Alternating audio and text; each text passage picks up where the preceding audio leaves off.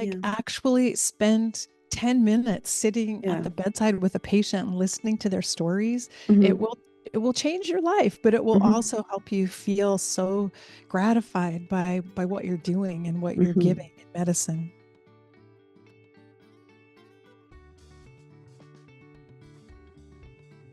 Okay, hi, I'm Cian Xiao. And I'm Sammy Winemaker, and we are so excited this season of the Waiting Room Revolution podcast. We have chosen people to be on our podcast who are doing incredible things in their area to create change and to improve the illness experience for people facing life limiting and life-changing diagnoses.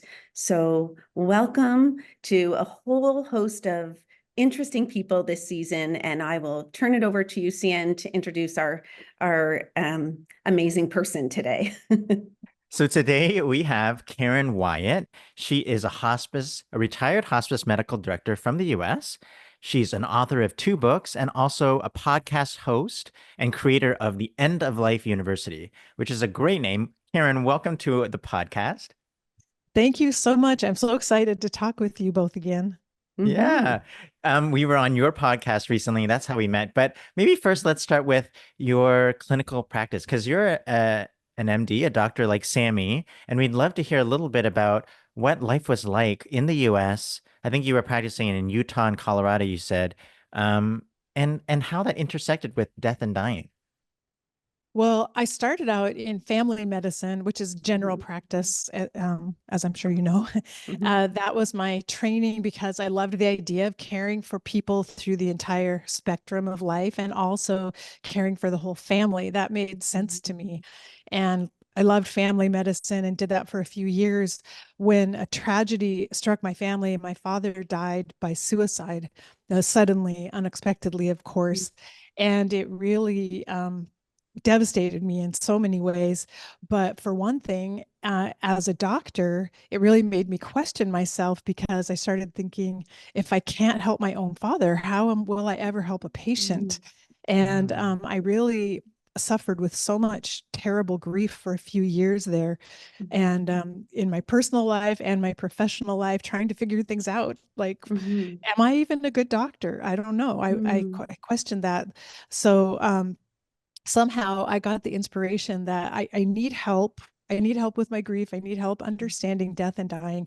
Maybe I should become a hospice volunteer. And that's how I started volunteering with the hospice, who right away told me their medical director had just resigned.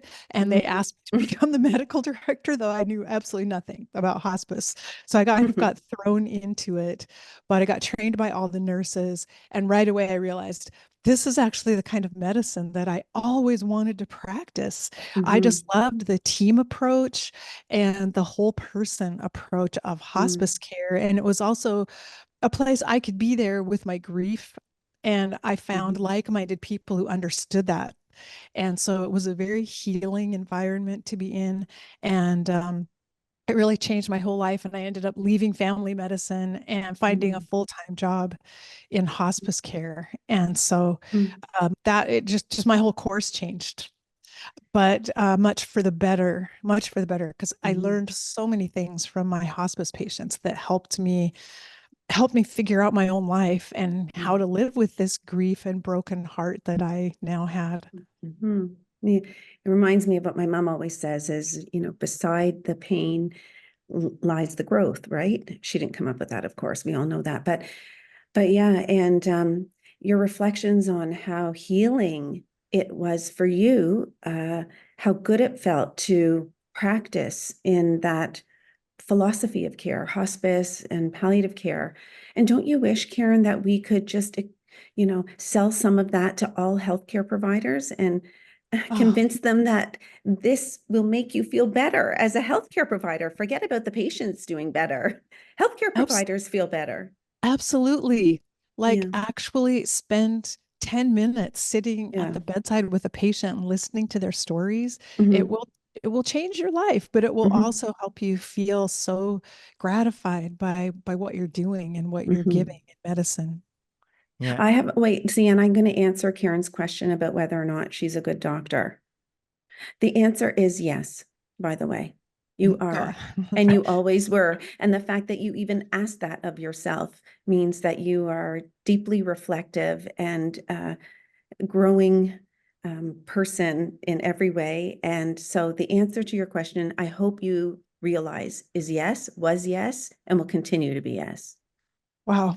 Thank you for saying that because that actually really touches me. Even now, after all these years, I still realize there's that part of me that wonders, what's, and so it's really nice to hear that from you. Thank you. Yeah.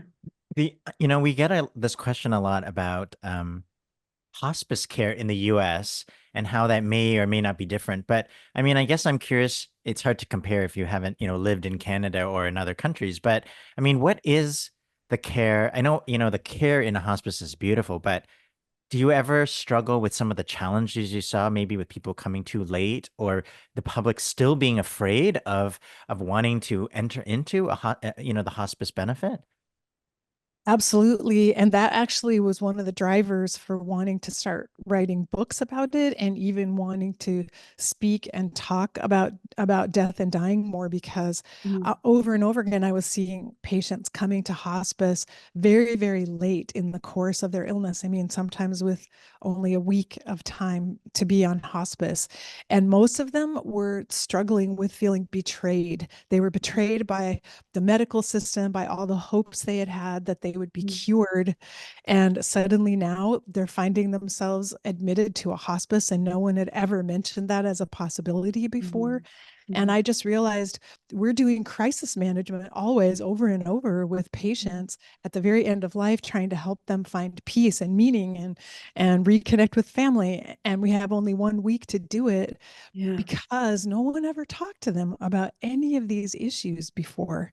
And so that became a pain point for me. And when I realized it was time for me to kind of retire from the clinical end of medicine, I'd always wanted to be a writer anyway. I knew I need to write about this and I have to start talking and I have to move to a bigger format and a bigger audience to try to spread this message to people. My heart rate's going up as you're talking about the crisis that lands in our lap at the end of life, right? These patients all tangled and their families. You mentioned you needed to go bigger. Do tell. Yeah. Tell us Yes. about your first book. Yeah. Well, all my last like 10 years or so in hospice, I found myself like gathering stories and lessons that I was learning because they were things like forgiveness that I was watching my patients go through and realizing I need to work on that, but I need to work on it now. I don't want this to be my last week of life. I'm suddenly trying to make amends with people. I want to do this now. And so I started putting together and writing down in my journal things that I was learning from patients. And I realized that's what I want to write about. I want to write, first of all, that death has these amazing lessons and gems for us if we get over our fear and can just embrace it and be with people who are dying and talk about it.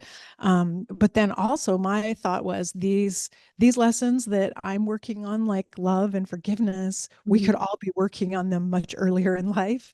We don't have to wait till we're at the very end of life. So those were kind of my two motives for writing this book. And I in a way, I was writing it just to put down all of these thoughts and all these things that I was learning, not even sure if anyone else would read it, but I just felt compelled, like this is what I have to do.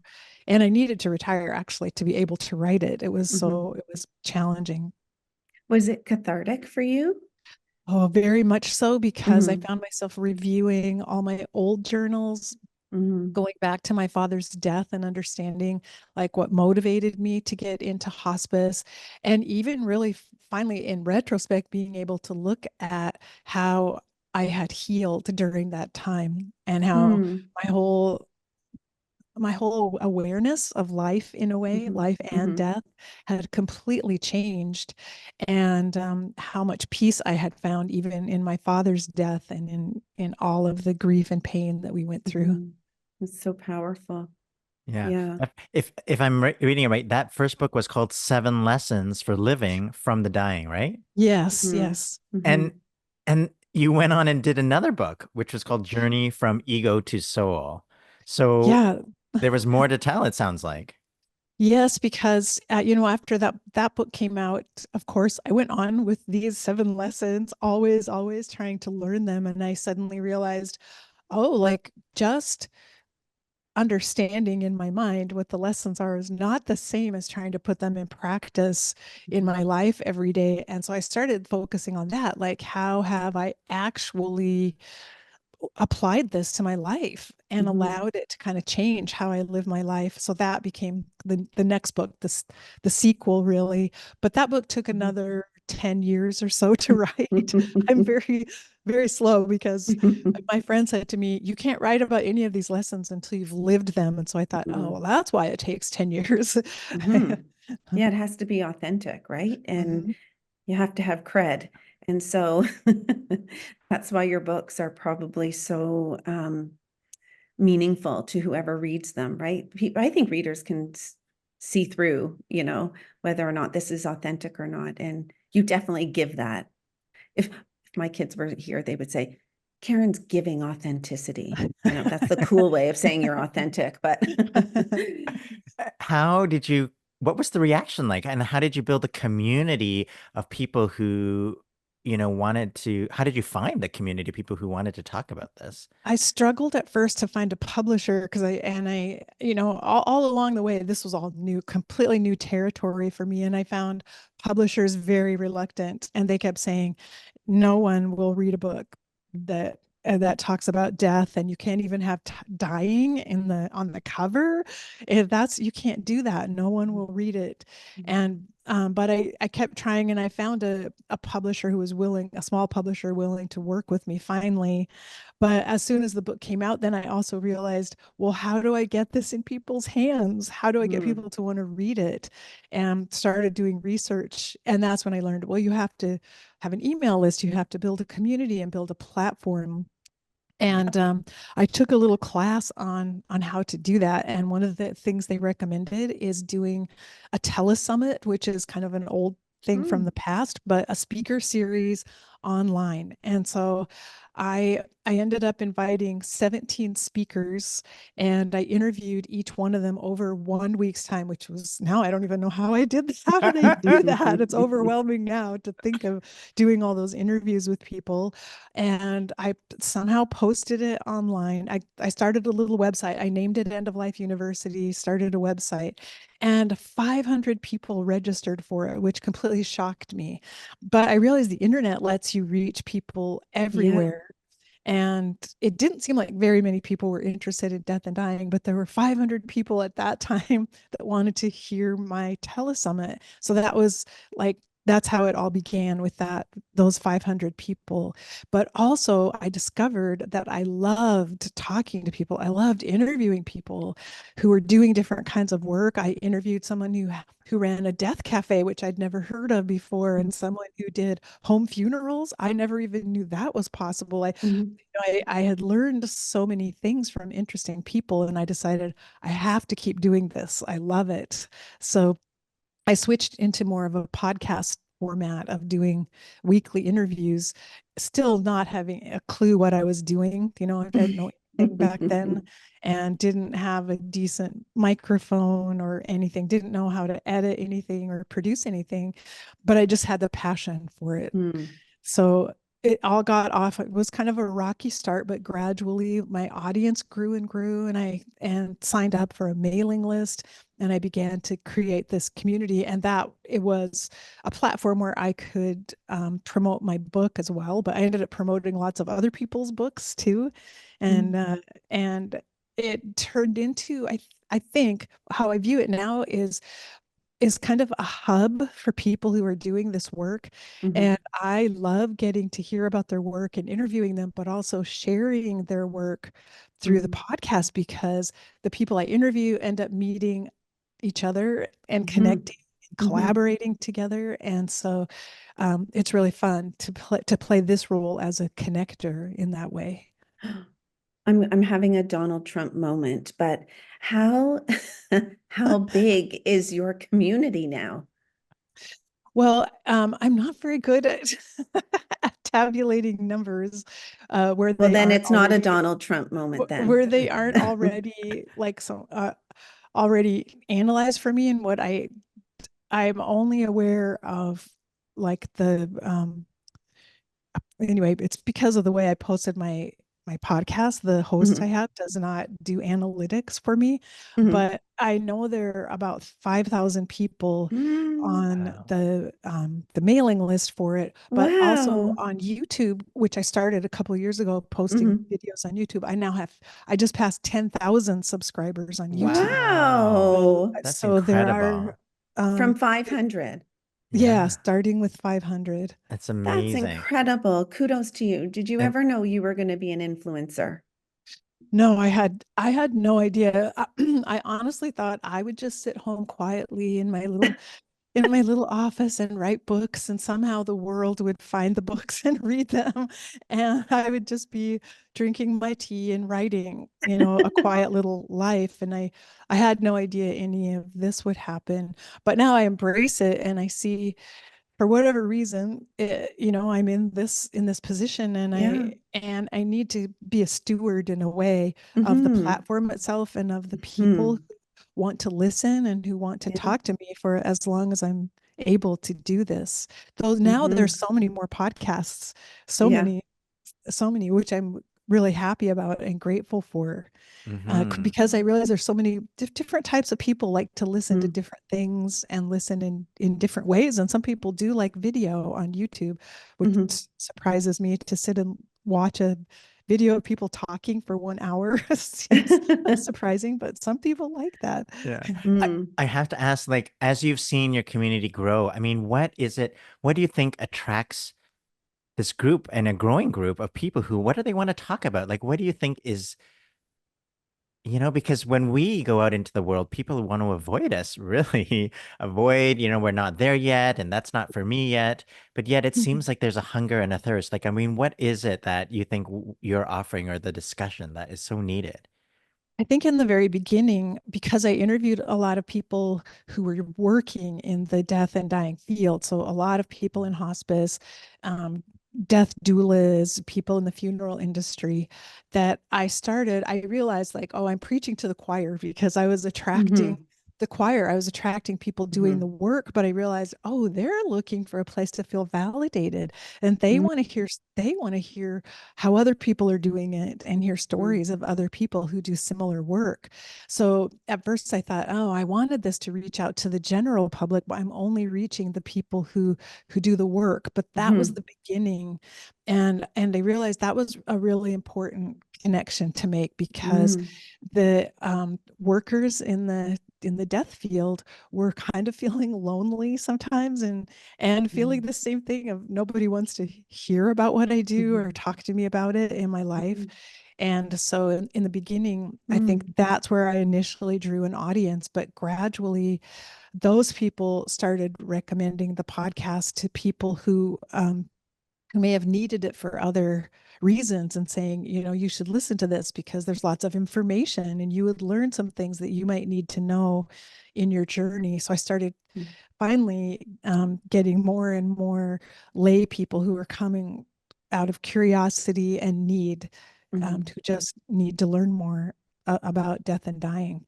Mm-hmm. So it's been a gradual process, and I've had to be patient Mm-hmm. over Mm-hmm. over the years. But it's grown so organically. It wasn't forced. You just sort of were listening for signals and moving in directions where your heart took you and where your listeners and your audience took you. And it's such a beautiful story how it's grown. And you're having such a beautiful second act. Yeah, it's been really fun. And I think one thing I decided from the beginning is this is a second career. I'm at a place in life where I don't have to earn money. I don't have to Mhm. focus on numbers and money, which is why I have a hard time telling you my numbers, Yeah. because I decided I want to stay authentic, and I want Mhm. to follow my heart and my Mhm. intuition. And I don't want to get trapped in like, oh, look, this got likes. I'm only going to talk Mhm. about this topic because Mhm. all these people liked it. I don't want to Mhm. get sucked in by that. I want to stay in this place where I see this is a topic that only applies to a few, but it's so important. So I'll Hmm. talk about Mm. that. And even if no one watches it, that's Yeah. from the beginning. I kept telling myself, even if no one listens, I'm still doing this because it's Yeah. a podcast. It will be out there. And maybe 10 years from now, somebody listens to this and it's the perfect thing. So that's Mm. how I've kept Hmm. talking to myself all along. Just do what's in front of me. And when I Yeah. meet someone interesting and new, um, invite them in. Yeah. Yeah. It, I mean, and that is how our story really met in a way mhm. because um you on your podcast, you have a monthly book club and you have been featuring authors, interviews with authors every month for a number of years. And I guess before we talk about how you found our book, I'd love to hear um there have been just so many books, it sounds like, about this topic and what you feel. Do you think that the conversation, the willingness for the audience is changing? Like, are we making a difference of all these authors writing books about this topic? I think so. I mean, I think there's definitely a movement, and people are feeling more and more inspired and putting their Mhm. message out and reaching out. And yeah, this online reading group, this is how I operate. So intuitively without doing research or knowing what I'm doing. But it was just before New Year's one year, and I somehow this idea came into my head. I had actually thought about before, like it would be fun to do some sort of a book club or something.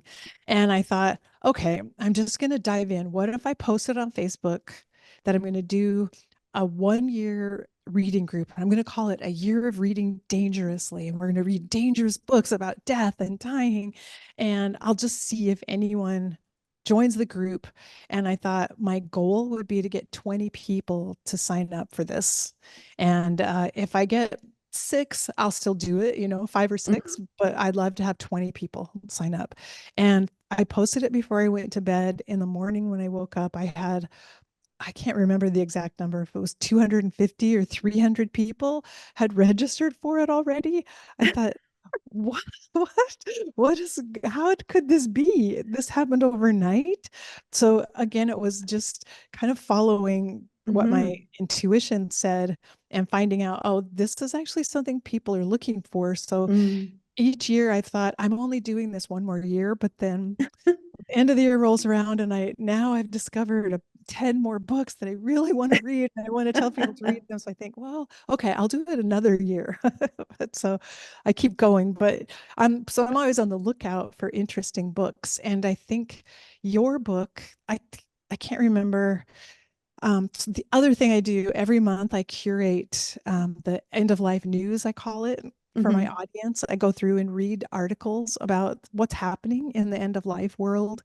And your book was featured in an article somewhere, but now I can't remember. You probably know it was a It might have been journal. the Journal of I Palliative Medicine. Yeah. I think that's where it was. It was featured, and I read about it there. And I right away I thought I need them on the podcast, and this is a great book for the reading group because I haven't come across books like yours that really talk about the journey of a serious illness and how to look at it. And your book also for me, like this was a dream come true because in hospice, my frustration always was we need upstream help for people Mhm. before they get to the very end of life, before they Mhm. even know if their illness is terminal. But when they're first Mhm. diagnosed, we need to help them at that point to start looking at these issues. And your book does Mhm. exactly that. And so I was so excited to find it and then put it on the reading list and then find out that you were willing to do an interview with me about it. Mhm. And you featured our book. I think you said it's the book of the month. Yes, yes. The book Yeah. for September 2024. Yeah. In Yay. in so many ways, I mean, we talk about the book being just the step of this revolution, right? Of a well, we Bigger call it movement. a social movement, a waiting room revolution, because we need to activate patients and families, and not when they feel like it's not about dying well, it's about living well, which is what we always say about palliative care. And knowing how to interact with the system and knowing yourself and bringing yourself forward is what's Mhm. missing, I think. And so that's what the movement's about. And in many ways, what you've been doing for the past number of years, Mhm. is very much the ethos of the revolution, right? Getting people Mm-hmm. together, talking about it, preparing early, and Mm-hmm. not being afraid to embrace Mm-hmm. life, but life knowing that there, includes being sick. So it's been wonderful to be chosen and select. I mean, I'm so Mm-hmm. curious because we really wanted to think about our book. It started sort of in your organically too, just writing us telling stories. But we have a workbook coming out, which will sort of what to you, your second book. We also have a sequel because we realized we needed to help people operationalize these keys into action, Mm-hmm. and so that's Mm-hmm. coming out next year. And we're just curious what you think of the need for helping people to take these lessons and helping them change, I guess, their behavior, change how they react and move through this. I think it's so important. I think it changes everything. And even so, your first key, which is walk two roads, Mm-hmm. that blew me away. I loved it so much the moment I read that because because I honestly think in all of life, we need to be doing that. We need to always Mm-hmm. be aware. These are my goals and plans. This is how I hope things will turn out. This is what I Mm-hmm. want. But there's another road here where things may not go the way I hope it Mm-hmm. does. And that is not a bad road either. I mean, Mm-hmm. that's a road that deserves some attention as well. And if we're always cultivating the alternative path and aware that it's there, we can put all our time and energy into that goal that we have and into curative treatment. Mm-hmm. But if we're aware that there's another path there because something might happen on this road that diverts me off Mm-hmm. of it, and I'll be okay with that too. I'll be okay Mm-hmm. if I end up being on the other path. Mm-hmm. That simple amount of awareness and Mm-hmm. mindset, I think, would shift everything. Because as I mentioned, we were seeing people who came in the last week of their life. They were spending all their energy being angry at the medical profession for not Mm-hmm. Hmm. saving them and not getting the Mm-hmm. cure they had hoped for when they actually had so much other work that needed to be done. They needed to Mm-hmm. call their sister they haven't spoken Mm-hmm. to for 10 years. They needed to make peace with life. They needed to think about what their legacy Mm-hmm. is and find Mm-hmm. meaning with their own family. They Mm-hmm. had all these tasks to work on, but they were Yeah. consumed with this feeling of betrayal, which you can Mm-hmm. understand because they'd been set up for that from the Yeah, very beginning. And that's I right. think initially I had thought we have to change the medical profession. We have to change Mm-hmm. the way doctors approach patients, which I still believe. But then I Mm-hmm. came to understand how daunting that task is.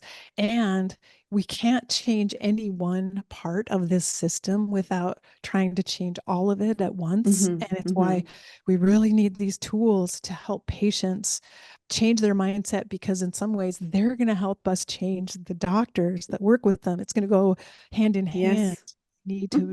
to work at both levels. And again, your book is, at least from all these books I've been reading, it's quite unique um, from what I've seen. And I love your approach. I love how clear it is, and it makes so much sense and it's so actionable. It's not Mm-hmm. just theoretical and for people to think and daydream about. And I can't wait to see the workbook because that sounds wonderful too. Well, behind your back, we call you an ambassador to our waiting room revolution, our movement, because you are helping us to not only, do the good work that you started way before we did, but you're also taking our work and, putting it on a pedestal and helping to shine some light on how incredible it this opportunity is for people to feel more in control and more powerful, not just empowered, but more powerful in their healthcare relationship, right? So many Yes, people feel yes. so disempowered, right? So thank you for that. I think it's a gift that all of us are offering citizens, really. Yeah. It's so true. I'd Mhm. love to see your book being given out by doctors So would we. who Yeah. in their own minds would like to be able to discuss these things with patients, Hmm. but may feel like I just don't have time. I can't sit Yeah. down. I'm so busy trying to talk to them about the curative path. I don't have Hmm. time to go into any of this, but to just hand them your book and say, you should also read this. This is going to really help you Mhm. Yeah. while we're on this path.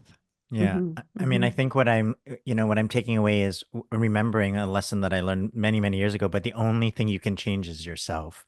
Yeah. You can, and that's where we lose power when we've been training clinicians for many years and hoping and trying to change systems and policies. And I think that's important for sure. But you lose the power of what can I do? You feel like I can't, I'm not in charge of healthcare policy. I don't have a voice at that table. So it is about reclaiming some of that power that maybe the health system or the illness takes away, feels like it takes away. And we're giving patients, families tools and Mhm. healthcare providers tools to share that can give Mhm. some of that power back. Because we always say we can't change the illness, but we can change the experience. Mhm. And I Mhm. loved what you talked about is there's work to do. There's work of forgiveness and love and legacy building and sharing that Mhm. silver lining that we talk about. And I think that is you know, it's easy to overlook if you haven't walked that journey Mhm. before and not know that it's Mhm. there, but it's such a powerful part of life because everyone around them has to keep going, as you talked about Mhm. at the beginning, full circle with your dad's. It has a ripple effect. His death had a ripple Mhm. effect on everyone around. So, Mhm. it's been so amazing talking with you, Karen, as a Yeah, true Karen. ambassador. I'd love to end the interview with a question of, I don't think we celebrate our successes really well. So I'd love to hear what are some of the things that, or maybe one or two things that you're most proud of, looking back at all you've done in this second act, which is still growing and still happening, but something that you feel proud of. I guess I'm proud of myself for I've taken on s- things like trying to publish a book and doing a podcast a little later in life and with absolutely no training or skill and self-learning because I knew it was the right thing to do. And I feel Mhm. proud of myself for being able to listen to that intuition.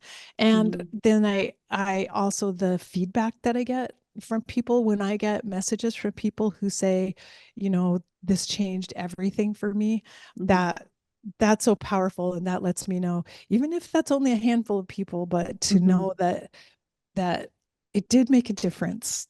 That's very powerful. You are definitely making a difference. There's no doubt about it, Karen. And we're so inspired by you, and all the goodness that just like oozes out of you. You're just so, I don't know. There's something very earthy and natural about you. And this is why people are drawn to your work, I think, because there's nothing driving it except for your interest in helping people and the fact that you care at your core. So thank you so much. And thank you for finding us. And thank you for um, highlighting our book in your work. Oh, well, thank you. Thank you for reaching out and inviting me to join you today. It's been really fun. Welcome Welcome to to the the revolution, revolution. Karen. Yeah. Thank you. Hey, thanks for listening. Don't forget to rate, review, and subscribe if you haven't already. Visit our website, waitingroomrevolution.com, for more information, to join our newsletter, and to check out our book, Hope for the Best, Plan for the Rest. This podcast is produced by myself, Kayla McMillan, Shilpa Jyothi Kumar, and Maggie Seebeck. And our theme music is Maypole by Ketsa.